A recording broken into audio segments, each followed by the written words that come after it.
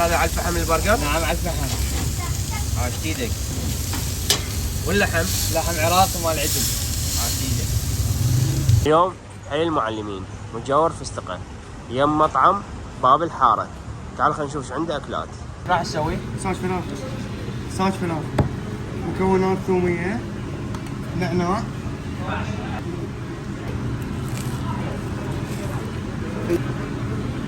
ثلاثة، والصلصة مالتنا الخاصة وهي طرطور. عاش ايدك. هسه مرحلة الجريل صح؟ مرحلة الجريل كبس. كبس. تكبسها تقلبها. استادي هذا شنو؟ لحم عجين استادي.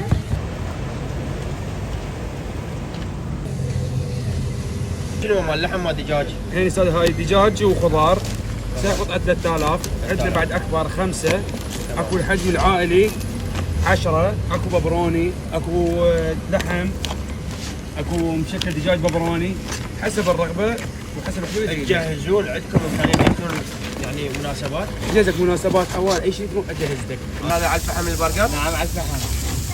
عاش ايدك. البرجر خاصة بيكم هاي. اي نعم.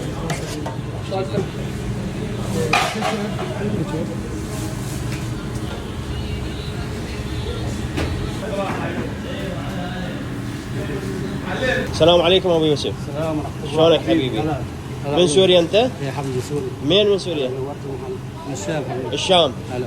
هذا القاص اي عراقي يعني على الطريقة العراقية لو دجاج عراقي وعلى الطريقة السورية. يلا سوي لنا فريش يوم بيوم. فريش، سوي لنا لفة. يلا. حركات. هذا شنو؟ هاي ثومية خاصة بالمحل. ثومية خاصة. خاصة بالمحل، هاي خلطة من يعني ما حدا بيعرف يسويها غيرنا نحن. عاش ايدك. بعدها لفة مع الخبز المشروحة، كمان هاي سورية نحن بنشتغلها. هاي مشروع اي الخبز. هاي الخبز المشروح. تمام. عندنا بتقولوا له الخبز المشروح. هاي حركات. ابو يوسف نريد وجبة. عيني 100 هلا. عندكم وجبات؟ اي عندنا وجبات. تمام. هاي الخبزي هاي المشروح. اي. هاي خاصة بالوجبات. خاصة بالوجبات. هاي الخبزي للوجبات طبعا. يلا شوف. بالعربي.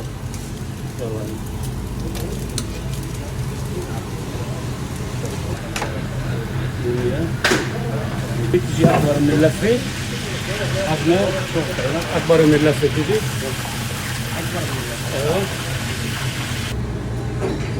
ايوه. بسرعة. كم نوع عندكم؟ حبيبي 10 انواع مقبلات عندنا. زين والاحجام اللي عندكم؟ عندنا ملل ب1000 ونص ب2000 ونص. راح نجرب البرجر لحم عندكم. راح تجي بهاي الطريقة.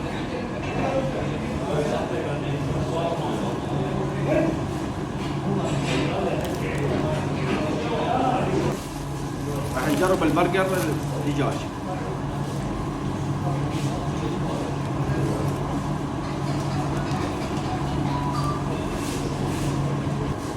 راح نجرب هذا الطبق شاورما دجاج سعره 4000 دينار.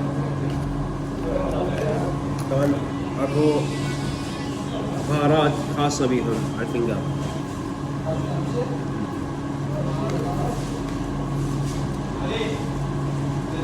هاي ثومية.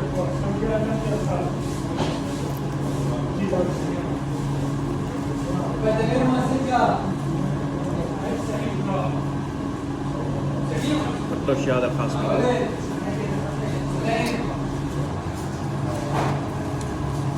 راح نجرب عندهم المقبلات.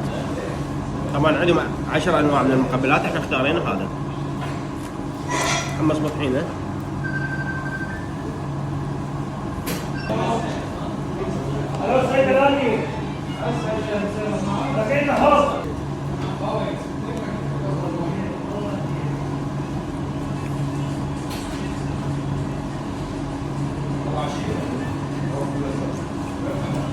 حيا الله الغوالي.